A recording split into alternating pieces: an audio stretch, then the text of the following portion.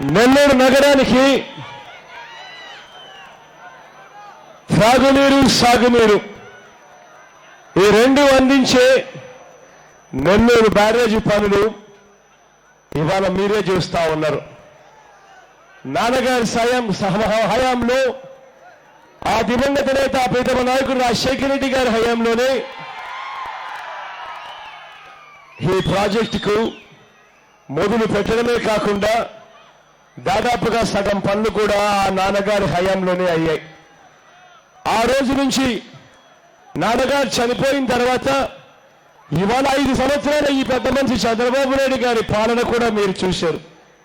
నేను మిమ్మల్ని అందరినీ కూడా అడుగుతా ఉన్నా, ఇవాళకి కూడా ఆ ప్రాజెక్టు పూర్తి కాలేదు అని అంటే ఇంతకన్నా దారుణమైన పాలన ఎక్కడైనా మీకు కనిపిస్తుందా అని అడుగుతా ఉన్నాను మీ అందరినీ కూడా. ఇవాళ ఇదే నెల్లూరు సమీపంలో వెంకటేశ్వరపురంలో అవినీతితో ఫ్లాట్లు కడతా ఉన్నారు. నిజంగా ఎక్కడ బాధ అనిపిస్తుంది అని అంటే అవినీతి చేయడంలో కూడా పేదవాడి దగ్గర నుంచి దోచుకోవాలి అని దిక్కుమాలిన ఆలోచనలు చేయగలిగిన వ్యక్తి ఎవరైనా ఉంటే అలాంటి వ్యక్తిని నిజంగా ముఖ్యమంత్రి అనాలన్నా లేకపోతే రాక్షసుడనాలా మీరే ఆలోచన చేయమని కోరుతా ఉన్నాను.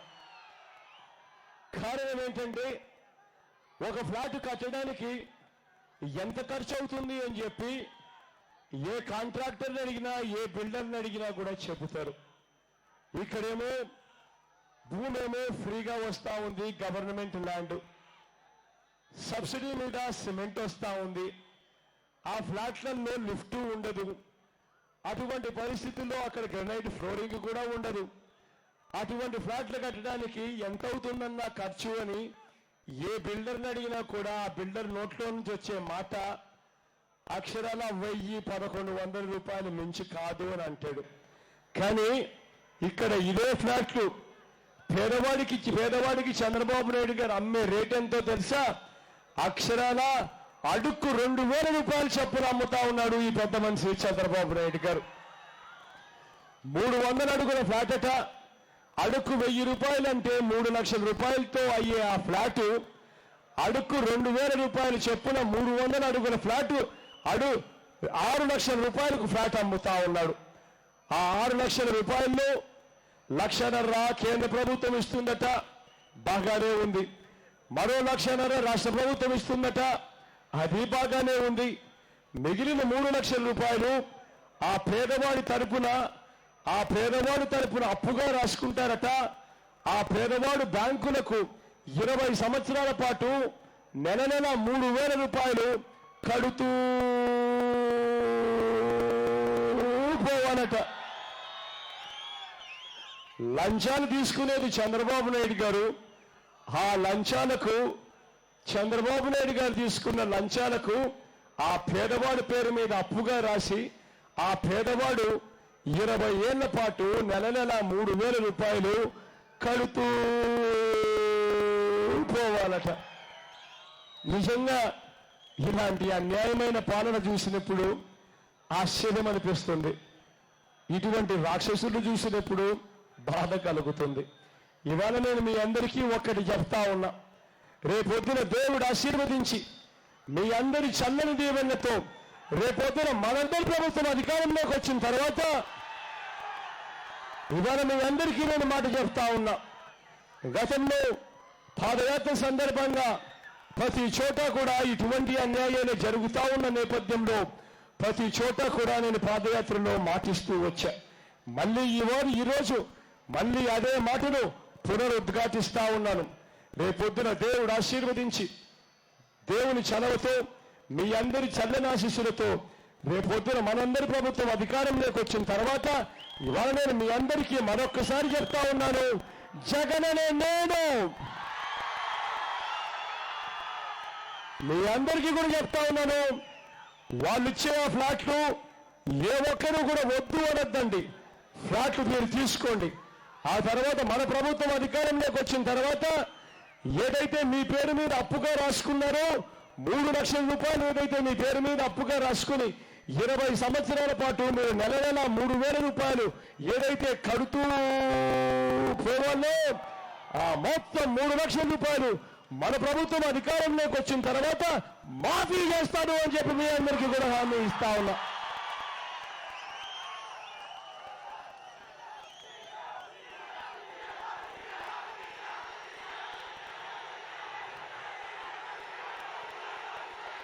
ప్రతి జిల్లాలోనూ యూనివర్సిటీ ఉండాలని నాన్నగారు అప్పట్లో సింహపురి యూనివర్సిటీ నెల్లూరు జిల్లాకు తీసుకొచ్చాడు.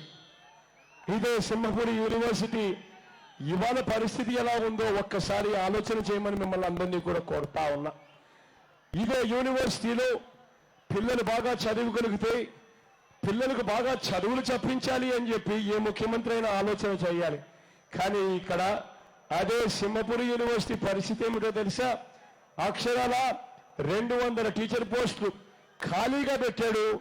ఆ యూనివర్సిటీకి ఏ పేదవాడు కూడా చదువుల కోసం వెళ్లకుండా చేయాలని ఆరాటపడతా ఉన్నాడు ఈ పెద్ద మనిషి చంద్రబాబు నాయుడు గారి హయాంలో.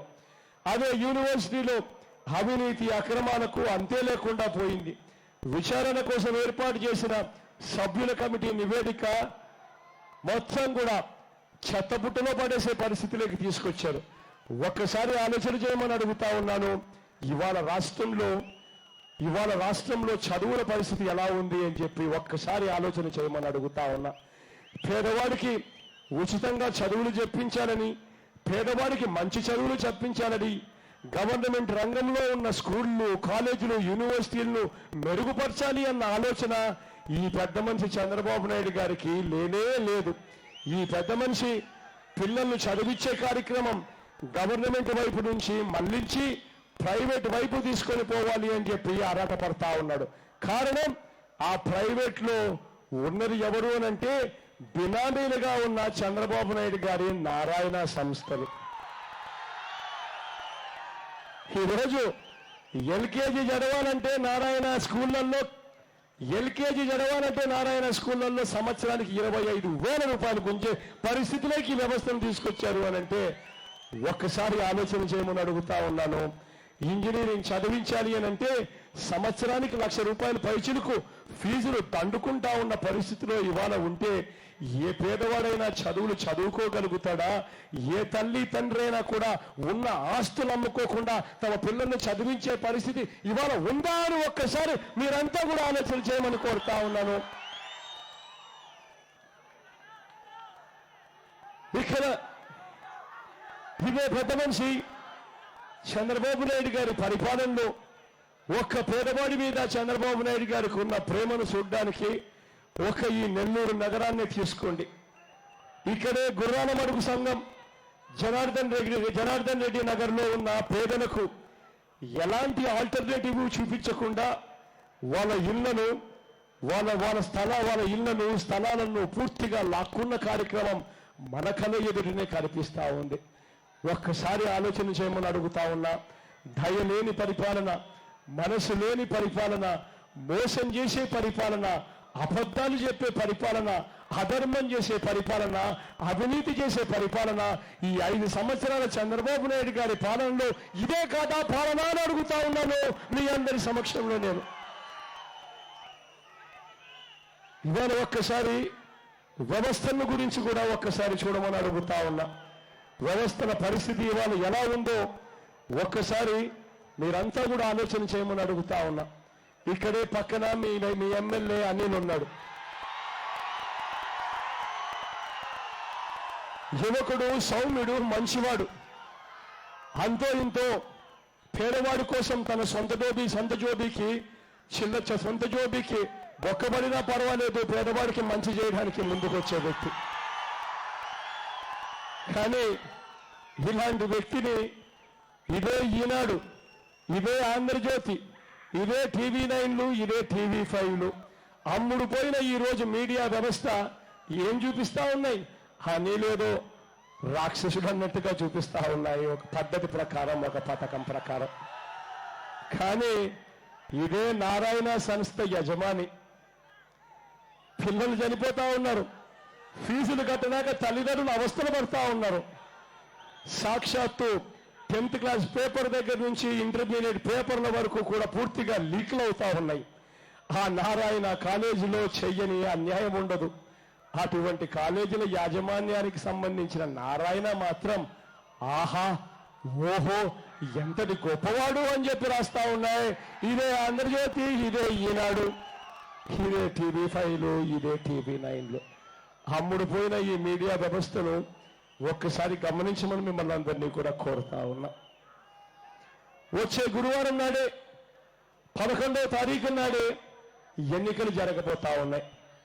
ఈ ఎన్నికల్లో మీ అందరితో కూడా నేను కోరేది ఒకటి, మార్పు కోసం ఓటేయమని చెప్పి నేను మిమ్మల్ని అందరినీ కూడా కోరుతా ఉన్నాను. 2014 ఎన్నికల్లో 2004 ఎన్నికలు ఒక్కసారి గుర్తుకు తెచ్చుకోమని అడుగుతా ఉన్నా.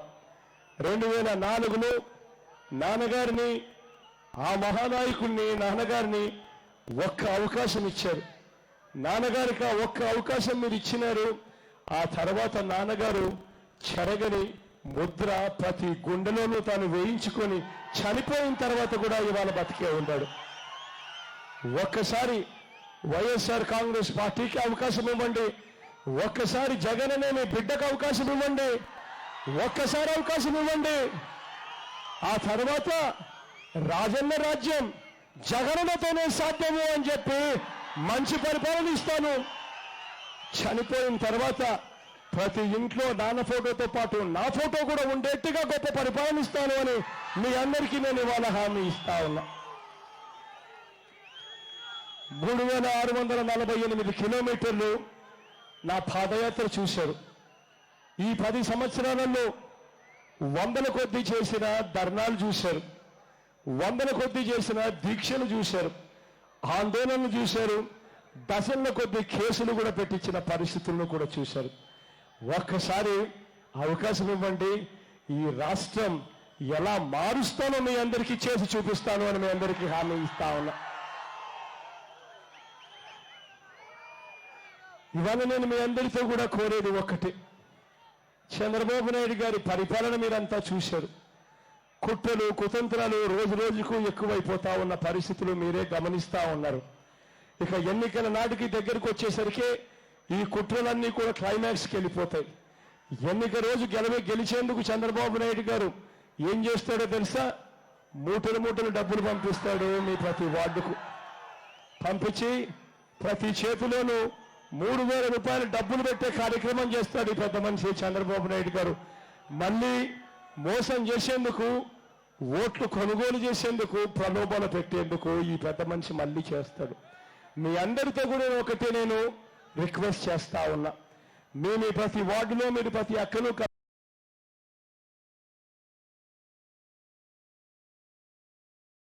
కలవండి, ప్రతి చెల్లెమ్మను కలవండి, ప్రతి అవ్వను కలవండి, ప్రతి తాతను కలవండి.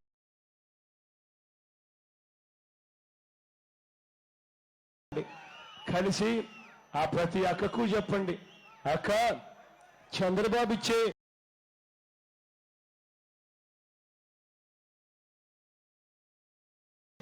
3000 రూపాయలకు మోసపోవద్దక్క, వారం రోజులు ఓపిక పట్టక్క.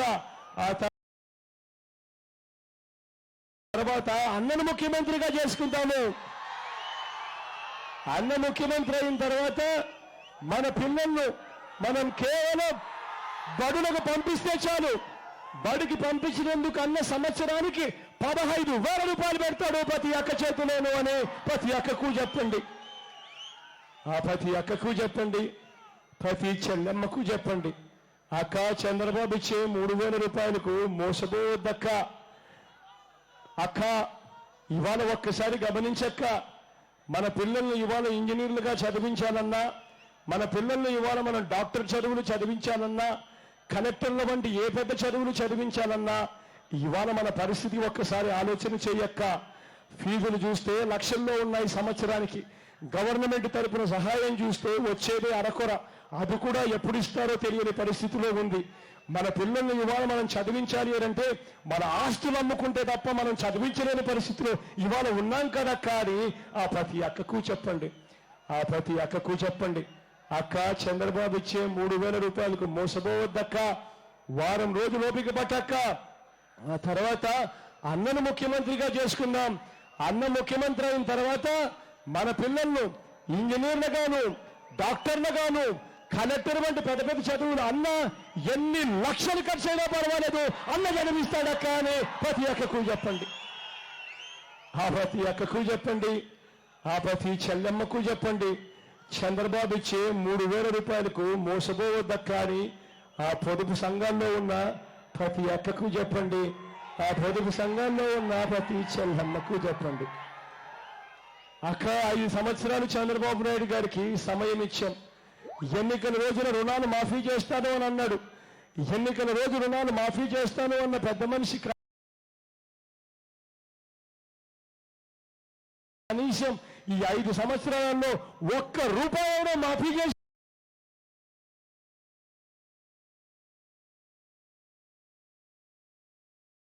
అక్క అని ఆ ప్రతి అక్కను అడగండి. ఆ ప్రతి అక్కకు చెప్పండి. అక్క గతంలో 0 వడ్డీకే రుణాలు ఇచ్చే పథకాలు ఉండేటివి. ఈ రోజు చంద్రబాబు నాయుడు గారు ముఖ్యమంత్రి అయిన తర్వాత ఈ 5 సంవత్సరాలలో 0 వడ్డీకే రుణాలు ఇచ్చే పథకాన్ని పూర్తిగా రద్దు చేశాడు కదక్క అని ప్రతి అక్కకు చెప్పండి. ఆ ప్రతి అక్కకు చెప్పండి. అక్క చంద్రబాబు ఇచ్చే మోసాలకు మోసపోవద్దక్క. చంద్రబాబు ఇచ్చే 3,000 రూపాయలకు మోసపోవద్దక్క. వారం రోజులు ఓపిక పట్టక్క. అన్నను ముఖ్యమంత్రిగా చేసుకుందాం. అన్న ముఖ్యమంత్రి అయిన తర్వాత పొదుపు సంఘాల్లో ఉన్న అక్క చెల్లెమ్మలకు ఎన్నికల తేదీ వరకు ఎంతైతే వాళ్ళకు రుణాలు ఉంటాయో ఆ మొత్తం రుణాలన్నీ కూడా 4 దఫాల్లో నేరుగా అక్క చెల్లెమ్మల చేతికి అందిస్తాడు అని ప్రతి అక్కకు చెప్పండి. ఆ ప్రతి అక్కకు చెప్పండి. అంతేకాదక్క 0 వడ్డీకే రుణాలు ఇచ్చే రోజులు అప్పట్లో ఆ దివంగత నేత ప్రీతమ నాయకుడు రాజశేఖర రెడ్డి గారి రాజన్న రాజ్యంలో చూశాము. మళ్ళీ 0 వడ్డీకే రుణాలు రావాలి అని అంటే అది మళ్ళీ జగనన్నతోనే సాధ్యము అని ప్రతి అక్కకు చెప్పండి. ఆ ప్రతి అక్కకు చెప్పండి. ఆ ప్రతి చెల్లెమ్మకు చెప్పండి. పేదరికంలో ఉండి అలమటిస్తా ఉన్న ప్రతి అక్క దగ్గరికి వెళ్ళి చెప్పండి.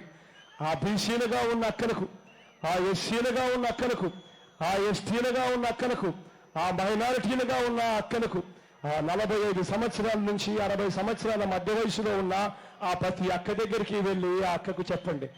అక్క చంద్రబాబు ఇచ్చే 3,000 రూపాయలకు మోసపోవద్దక్క. వారం రోజులు ఓపిక పట్టక్క. అన్నను ముఖ్యమంత్రిగా చేసుకుందాం. అన్న ముఖ్యమంత్రి అయిన తర్వాత వైఎస్ఆర్ చేయూత అన్న పథకాన్ని తీసుకొస్తా ఉన్నాడు. ప్రతి అక్క చేతిలోనూ అన్న 75,000 రూపాయలు పెడతాడు దఫాలుగానే ప్రతి అక్క దగ్గరికి వెళ్ళి చెప్పండి. ప్రతి అక్క దగ్గరికి వెళ్ళి ప్రతి చెల్లెమ్మ దగ్గరికి వెళ్ళి చెప్పండి. గ్రామాలలో ఉన్న రైతన్నల దగ్గరికి వెళ్ళి నవరత్నాలతో జరిగే మంచేమిటి అని ప్రతి రైతన్నకు చెప్పండి. ప్రతి అవ్వ దగ్గరికి వెళ్ళండి. ప్రతి తాత దగ్గరికి వెళ్ళండి. వెళ్ళినప్పుడు ఆ అవ్వను ఒకే ఒక్క మాట అడగండి. అవ్వ ఇవాళంటే ఎన్నికలు వచ్చాయి అవ్వ, ఇవాళటి నుంచి 2 నెలల కిందట మీకు పెన్షన్ ఎంత ఇచ్చేవారు అవ్వ అని ఆ అవ్వను అడగండి. ఆ అవ్వ మీతో అంటుంది పెన్షన్ ఇచ్చేవాళ్ళు కాదు నాన్న అని ఇలా అంటుంది. లేకపోతే 2 నెలల కిందట పెన్షన్ 1000 రూపాయలు ఇచ్చేవాళ్ళు నాన్న అని చెప్పి మీకు ఇలా ఏలెత్తి చూపిస్తుంది. అప్పుడు ఆ అవ్వను మీరు ఒకే ఒక్క మాట అడగండి. అవ్వ ఎన్నికలే రాకపోయింటే జగనన్నే 2,000 ఇస్తాను అని చెప్పకపోయింటే ఈ చంద్రబాబు 2,000 ఇచ్చేవాడేనా అవ్వ అని ఆ ప్రతి అవ్వను అడగండి. ఆ ప్రతి అవ్వను అడగండి. ప్రతి తాతకు చెప్పండి. చంద్రబాబు చేసే మోసాలకు మోసపోవద్దవ్వా. వారం రోజులు ఓపిక పట్టవ్వా. ఆ తర్వాత మీ మనవడు ముఖ్యమంత్రి అవుతాడవ్వా అని ప్రతి అవ్వకు చెప్పండి. మీ మనవడు ముఖ్యమంత్రి అయిన తర్వాత పెన్షన్ 3,000కు పెంచుకుంటూ పోతాడు అని ప్రతి అవ్వకు ప్రతి తాతకు చెప్పండి. నవరత్నాల్లోని ప్రతి అంశము ప్రతి పేదవాడి జీవితం మారుస్తుందని నేను గట్టిగా నమ్ముతా ఉన్నాను. నవరత్నాల్లోని ప్రతి అంశము ప్రతి రైతన్న ముఖంలో చిరునవ్వును తెస్తుందని చెప్పి నేను గట్టిగా నమ్ముతా ఉన్నాను. మీ అందరికీ నేను ఇవాళ హామీ ఇస్తా ఉన్నాను. నవరత్నాల్లోని ప్రతి అంశము ప్రతి గడపకు నేను తీసుకొచ్చి ఇస్తాను అని చెప్పి మీ అందరికీ కూడా హామీ ఇస్తా ఉన్నా. మీ అందరికీ నేను ఇవాళ కోరేది ఒకటి, ఈ చెడిపోయిన ఈ రాజకీయ వ్యవస్థలోకి మార్పుకు ఓటేయండి. ఏదైనా రాజకీయ నాయకుడు మైకు పట్టుకొని ఫలానిది చేస్తాను అని చెప్పితే ఆ చెప్పింది ఎన్నికల ప్రణాళికలో పెట్టి ప్రజలను ఓటడిగిన తర్వాత ఆ రాజకీయ నాయకుడు అది చేయకపోతే తన పదవికి తాను రాజీనామా చేసి ఇంటికి వెళ్ళిపోయే పరిస్థితి తీసుకొని రావాలి. ఇటువంటి మార్పుకు తీసుకొచ్చే దిశగా అడుగులు వేయమని చెబుతూ మీ అందరి చల్లని దీవెనలు, మీ అందరి చల్లని ఆశీస్సులు అనిల్పై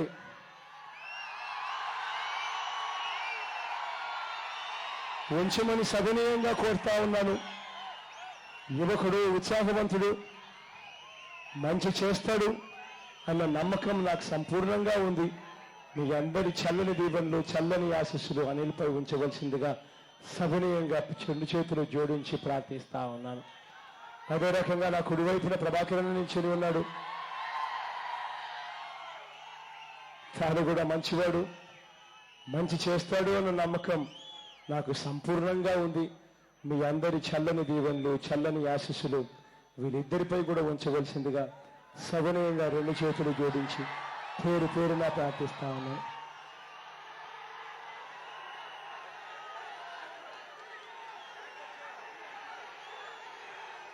వెళ్లే ముందు ఒక్కసారి మన పార్టీ గుర్తును ఒక్కసారి చూపిస్తా. గుర్తు తెలియని వ్యక్తులు ఒకరో ఇద్దరో ఉన్నా కూడా ఇబ్బందే కాబట్టి ఒక్కసారి గుర్తును చూడవలసిందిగా సవినయంగా పేరు పేరున ప్రార్థిస్తా ఉన్నాం. అక్క గుర్తక్క, ఫ్యాన్ అక్క, ఫ్యాన్ అన్నా, ఫ్యాన్ అన్నా, ఫ్యాన్ గుర్తక్క, ఫ్యాన్ అన్నా, అవ్వా ఫ్యాన్ గుర్తవ్వా, ఫ్యాన్ గుర్తన్నా, ఫ్యాన్ గుర్తన్నా, ఫ్యాన్ గుర్తన్నా, ఫ్యాన్ గుర్తన్నా అన్నా, ఫ్యాన్ గుర్తన్నా, అవ్వా ఫ్యాన్ గుర్తవ్వా, ఫ్యాన్ గుర్తక్క, ఫ్యాన్ గుర్తన్నా అక్క, ఫ్యాన్ గుర్తక్క, ఫ్యాన్ గుర్తమ్మా, ఫ్యాన్ గుర్తండి, ఫ్యాన్ గుర్తన్నా, ఫ్యాన్ గుర్తు, ఫ్యాన్ గుర్తమ్మా అక్క, ఫ్యాన్ గుర్తక్క. చెరగని చిరునవ్వులతోనే ఆప్యాయతను చూపుతున్నందుకు, ఇంతటి మండుతున్న ఎండను కూడా ఏమాత్రం లెక్క చేయకుండా చిరునవ్వులతోనే ఆత్మీయతను చూపిస్తున్నందుకు పేరు పేరున మరొక్కసారి హృదయపూర్వకంగా కృతజ్ఞతలు.